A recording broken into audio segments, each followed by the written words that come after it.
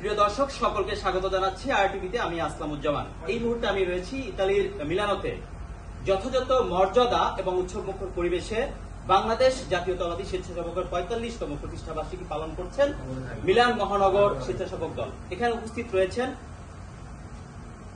যুবদল, ছাত্রদল, স্বেচ্ছাসেবক দল এবং মিলান বিএনপির সকল নেতাকর্মী।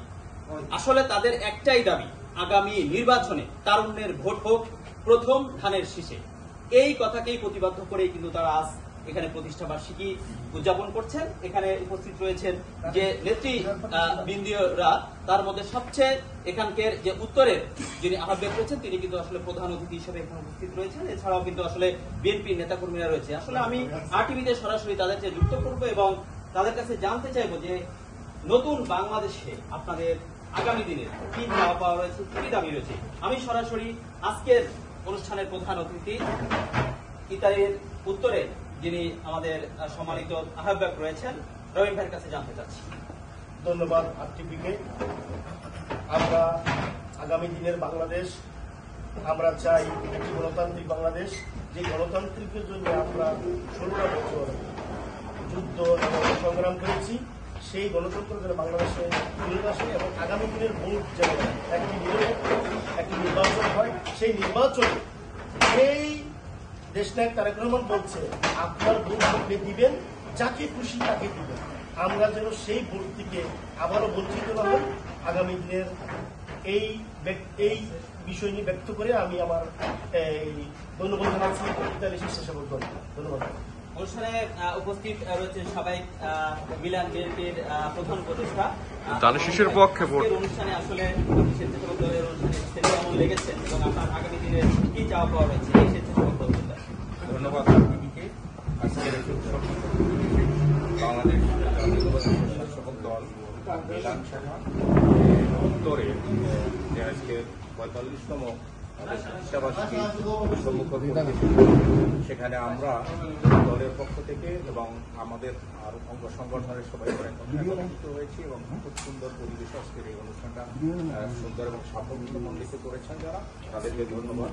আর বাংলাদেশে ফ্যাসিস্ট শেখ হাসিনার সেই দীর্ঘ রোলার এবং জিজ্ঞাংসমূলক যে তার দেশ পরিচালনার যে সময়টা, সেটা 5 তারিখে যে আমাদের দুর্দান্তভাবে দেশটি স্বাধীন হয়েছে। আমরা চাই যে গণতান্ত্রিক পদ্ধতিতে একটা নির্বাচন, নিরপেক্ষভাবে একটা নির্বাচন হোক এবং সেই নির্বাচনের মাধ্যমে বাংলাদেশ জাতীয়তাবাদী দল রাষ্ট্র ক্ষমতায় আসতে চায় এবং দেশ পরিচালনা করার জন্য মানুষের সেবা করার লক্ষ্যেই আমাদের কর্মসূচি অব্যাহত থাকবে ইনশাআল্লাহ।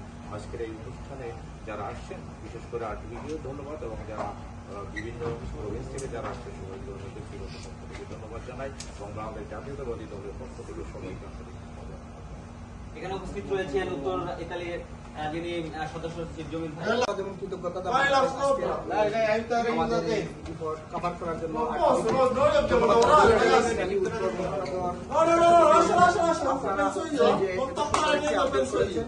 ইতালি উত্তর স্বেচ্ছাসেবক দলের পক্ষ থেকে মিলান মহানগরের স্বেচ্ছাসেবক দলের প্রত্যেক নেতৃবৃন্দকে ধন্যবাদ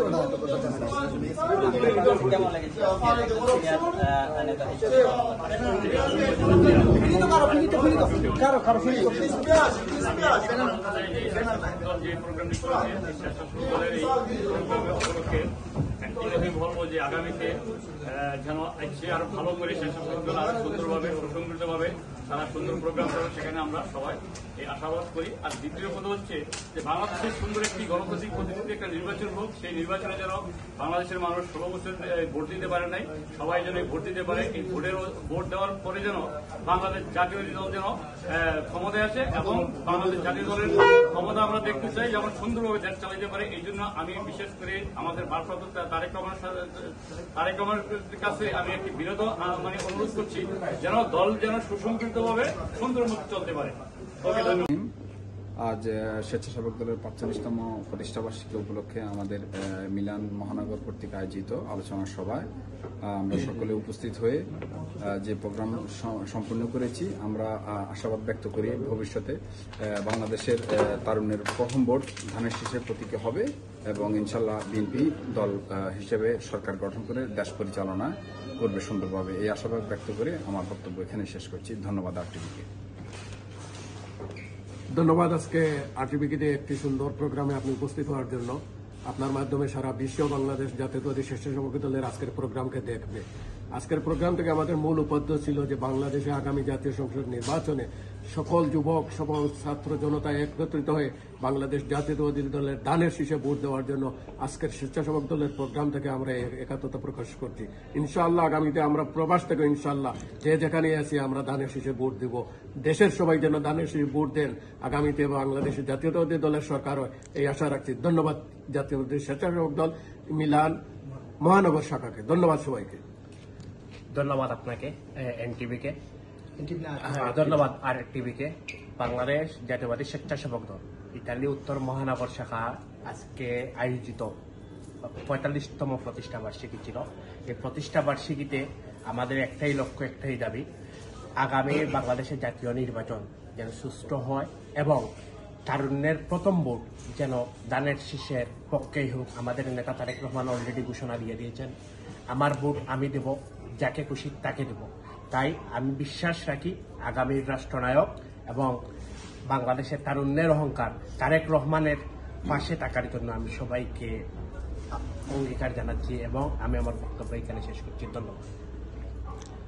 আজকের বাংলাদেশ জাতীয়তাবাদী স্বেচ্ছাসেবক দলের ৪৫তম প্রতিষ্ঠা বার্ষিকী উপলক্ষে আমরা এই বিষয়ে উপনীত হয়েছি, আগামী জাতীয় সংসদ নির্বাচনে গণতান্ত্রিক উপায়ে আমরা পিয়ার পদ্ধতি না মেনে গণতান্ত্রিক উপায়ে কিভাবে আমরা নিজেদের ভোট নিজে দিব এবং আমাদের প্রতিনিধি আমরাই নির্বাচিত করব এবং তারুণ্যের ভোট অবশ্যই ধানের শীষের প্রথম ভোট হোক।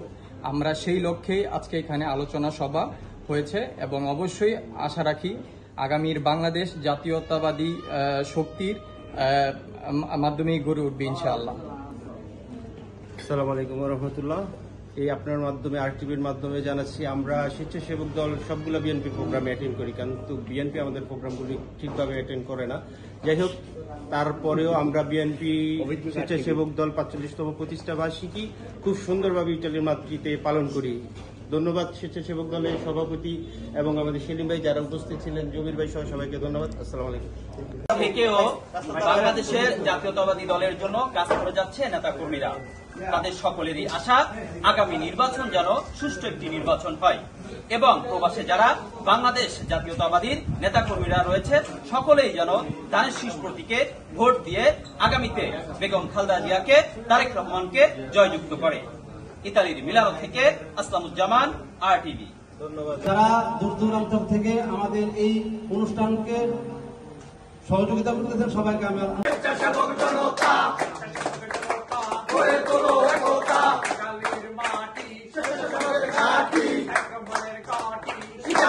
দরকার নাই, আপনার সেক্রেটারি পদ দেওয়ার দরকার নাই, আপনি আরো অন্তর থেকে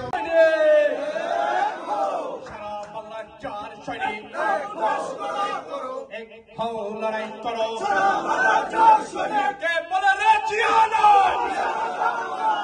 জিয়া সারা বাংলায় জিয়া লোকান্তরে লক্ষ জিয়া লড়াই করে স্বেচ্ছাসেবক জনতা গড়ে তুলো একতা, ইতালির মাটি স্বেচ্ছাসেবক দলের ঘাঁটি, তারেক রহমান বীরের বেশে আসবে ফিরে বাংলাদেশে, মা মাটি ডাকছে, তারেক রহমান আসছে, মা মাটি ডাকছে,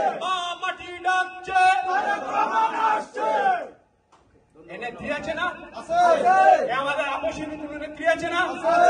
এই নেত্রীর কথা বলতে হলে আমাদের সবাইকে দাঁড়াতে হবে না? এই নেত্রীর কথা বলতে হলে কোন তালির মাধ্যমে বলতে হবে না? সেই নেত্রী